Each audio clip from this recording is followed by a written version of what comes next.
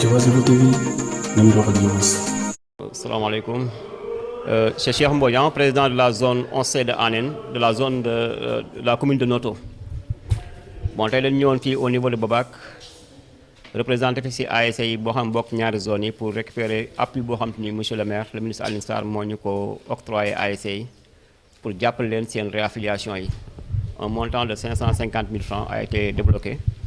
mu jox ko les 42 ASC yi nga xam ñoo nekk ci 44 ASC yi nga xam ñoo nekk entre la zone 11A de Noto et la zone 11C de Anen. mu nekk geste boo xam ne vraiment dafa ñëw pour soulager ñu parce que moment bi ASC yi dañ jóge ki ñeetaan daaw war a abordaat saison bu bees te parfois kees yi dañuy vide ci réaffiliation nekk loo xam boo ko deful ci procédure ñeetaan mënoo bokkatoo ci activité bi kon suñu dimbalee bañ mën a réaffilier à temps par exemple en principe le 31 juillet la waroon a jeex te jusqu'à présent am na ASC yoo xam ba léegi réaffilier guñu te parfois dañ ko def en ligne mais montant bi ñu war a indi mooy seen problème kon lii monsieur le ministre def monsieur le maire de Noto nekk na en tout cas pour nous les présidents de zone ndimbal bu rëy ci ñun parce que ñun suñu sañoon ASC yëpp participer ci mouvement nawetaan bi ca dañ nekk ASC am parfois ay villages yu ndaw lañu moyens day manqué kon lii vraiment nekk na geste boo xamante ni dañ koy saluer di ko ñaan nag mu nekk loo xamante ni vraiment dañ koy def pérenniser ko comme ni ko gars yi wax sànq salle bi kon monsieur le ministre dañu wax ni réaffiliation yi moom dañu bëgg nga boole ko sa programme chaque année bu ñu tollatee fii nga budgétiser ko jëm ko jox mais bu loolu jàll aussi xam nañ ni subvention yi nga xam te moom nga daan appuyer la commune daan ko appuyer les zones et les ASC ñu ngi koy xaar aussi di sàkku ci yow aussi mu nekk loo xam tey vraiment fi ñu ci yemoon daaw mu nekkoon une somme de 2 millions 500 suñu sañoon ren nga bul ñu ko au moins ba 5 millions parce que loolu dina tax ASC yi mën a am lu dëgër mais aussi les zones pour fonctionner vraiment ñu mën ci am loo xam ne dañ ci mën a dox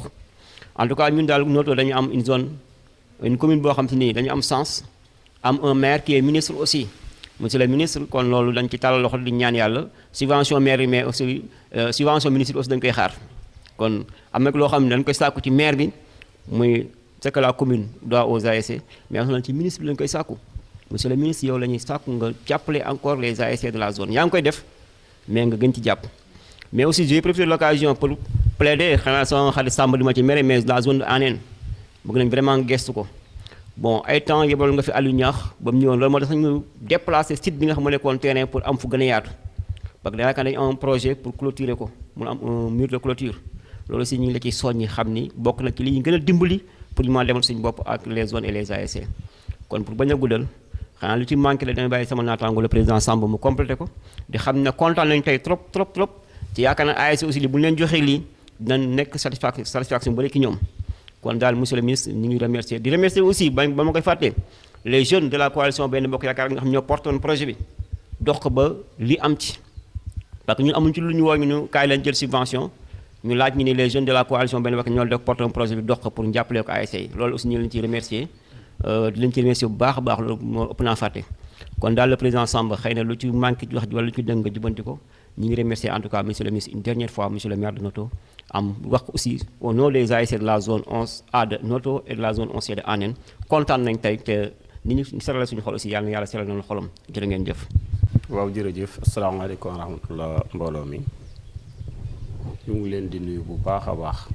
ku ci nekk ci turam ak santam di tàmbalee nuyu bi rek les représentants du maire ici présents savoir monsieur Mathieu Gansène ak monsieur Aline Badara Faye di leen yóbbante suñu nuyoo ci monsieur le maire kilifa gi di am mbégte aussi teewee lii ndax tamit wax dëgg yàlla comme ni ko sama naataango waxee Cheikh acte bu ñu rafetlu la ndax tamit jafe-jafe yi ASC yi am ci wàllu finance moom kenn dootu ko natable ndax on est dans une zone rurale ñu nekk ci commune rurale parfois ASC yi ont du mal à joindre le bout kon bu lii ñëwee pour appuyer leen pour ñu mën a def seen réaffiliation wax dëgg yàlla du ñu def lu dul sant ko bu baax a baax comme ni ko sama waa ji waxee tamit ñu koy tàllalaat loxo rek ndax lii dafa di njëlbeen rek ci la nga xam ne mooy dépense mouvement nawetaan waaye lu gën a métti nag mu ngi ci kanam ndax ASC yi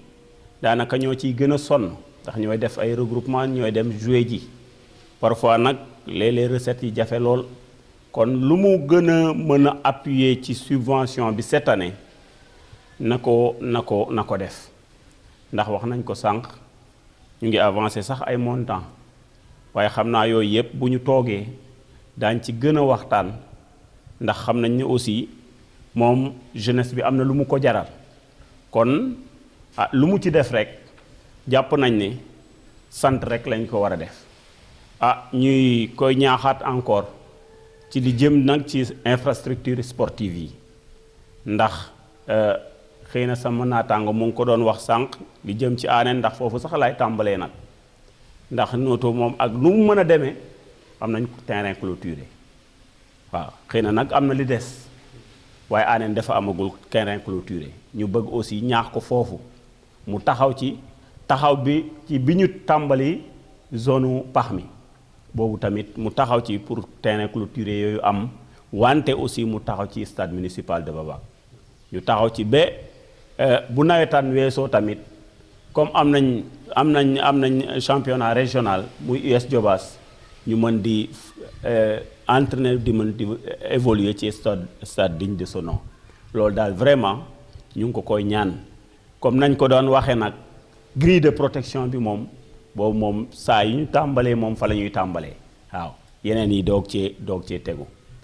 wax dëgg yàlla nag ku la defal lii mën nga rafet njort ne yeneen yaa ngi ñëw en tout cas daal yëgal leen ko ne la jeunesse kontaan na la jeunesse mu ngi koy ñaanal lu mu mën ren yàlla na mën lu ko kawe déwén ak at yi ñëw yëpp waaw acte bi tamit nee nañ ko jéem a pérenniser ndax tamit luñ ko mën a teggil ASC yi rek mbégte rek lay doon ci ñoom te xam naa tamit yokkute lay doon ci moom waaw kon nañ ci taxaw bu baax a baax ñuy sant ñëpp di gërëm ñëpp di sant bu baax a baax suñu membre bureau yi nga xam ne tamit dañ leen ko yëgal rek ñoom ñëpp ñu ñëw waaw te c'était pas évident waaw mais comme ñëw nañu aussi il faut ñu remercier leen ñoom Mamadou Pouy ñoom TG Cheikhou ñoom Ablaye ñoom Mawa ñoom Abdou ñoom Alsane ñoom ñëpp daal ñëpp ñu fi teew waaw ñu ngi leen di sant bu baax di leen gërëm asalaamaaleykum wa rahmatullah. kon asalaamaaleykum ñu ngi nuyu ñëpp di sant ñëpp di wax ni ñu ngi am mbégte bu baax teew fi tey ci turu monsieur le maire Alioune Sarr mais également aussi teew fii ci turu jeunesse Noto Diobass notamment le président de la commission jeunesse et sport de la mairie monsieur Mbaye Sène empêché ma teewal ko fii au nom du maire ànd ak sama frère monsieur Mathieu Gane Sène nga xamante ne c'est un collaborateur et un conseiller au maire ci lépp lu jëm ci wàllum sport am mbégte aussi di bokk jeetaay bi ak les présidents des zones muy le président Samba Sène mu jiite zone 11A ak le président Cheikh Mbodj mu jiite zone 11C de Anen mais également ak tous les membres des zones ici présents ak les collaborateurs yi nga xamante ne ñoom aussi ñëw nañ fekk lii du ñu guddal ci wax ji ndax lañ ci waroon wax ci vraiment remerciement les présidents des zones wax nañ ko te mën naa ne dañ ko wax au nom de la jeunesse ñun lii nga xamante ne moom la maire def aussi ñu teewal ko fi xalaat la bu jóge ci ndawu Benno Bokk Yaakaar ñu àggee ko ci benn ndaje ñoom ñu gis ni ñoom tamit bu weesoo casquette politique bu ñu sol ay jeunes lañ bokk ci commune bi ñu bëri ci ñoom sax nekk ay acteurs ci mouvement bi ñu porter doléance boobu monsieur le maire aussi ak déglu bu muy déglu jeunes yi ak bëgg bu mu bëgg football ak nawetaan rawatina mu ne loolu nga xamante ne mooy idée bi dana ko matérialiser moo tax ngeen gis tey jii ñu dégager une enveloppe de 550 000 francs pour la réaffiliation des 44 ASC des 2 zones yi nga xamante ñoo nekk fii ci commune Noto Diobass mu nekk nag loo xamante ne aussi dañ ko ci sant gërëm ko ci waaye ni ki ñëpp wax ñu ñaan action bi ñun ñëpp ñu bokk ci xalaat boo ko jiti di ko défendre ngir ñu pérenniser dans la durée ñu bu loolu weesoo aussi ñun dégg nañ li nga xamante ne mooy yóbbante bi les présidents zone def jëmale ko ci moom muy sant ak ngërëm bi waaye nag gan ko ñaax ci lépp loo xamante ne appui la jëmale ko ci jeunesse bi jaarale ko ci ASC yi ndax ASC mooy représentant jeunesse ci dëkk kon ku jàppale ASC yi rek mën nañ ne yaa ngi jàppale jeunesse bi kon donc monsieur le président li ngeen am mébét wala yéene bi ngeen am ci subvention bi ci infrastructure yi yépp ñun lañ ci mën ci àggale ko ci défendre ko dinañ ko def auprès du maire maa ngi tooñ léegi le président Samba ma ne ko yow conseiller nga au niveau de la mairie ainsi que monsieur Ousseynou Youm mi nga xamante ne doyen la ci mouvement nawetaan yéen aussi ñu ngi leen di ñaax ci orientation budgétaire yi ak lépp luy am ci niveau de la municipalité te ngeen koy teewee ngeen gën a plaider pour la jeunesse du teere nag ñun ñi nga xamante ne aussi ay collaborateurs am lañ muy ñun ñu màccee muy keneen ñun aussi ñu gën di ko ñaax ngir lépp lu mu mën ci sport bi ak ci jeunesse bi mu continuer di ko def ndax xëy na vraiment am nay jéego yu rëy yu ñu fi def waaye nag am na li des et yaakaar naa comme ni ko kenn waxee ci ñun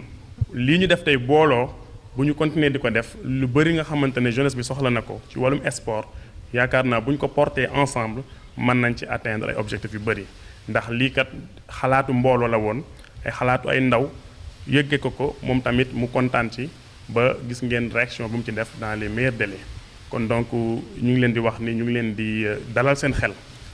di wax ni la nga xamante ne mooy seen mébét ñun ñii mooy suñu mébét la nga xamante ne maire moom lay defal jeunesse bi aussi ñun ñu leen koy defal ndax ñun ñëpp ñoo bokk kuréel yi ñoo bokk di daje ci ASC yi ci nawetaan bi kon donc loolu na seen xel dal muy man muy Mathieu danañ porter doléance bi auprès du maire pour lépp lu mu mën ci jàppale ci ASC yi mu def ko donc loolu laa ne woon dinaa ko wax ci kàddu sant bu baax assistance bi sant aussi nos frères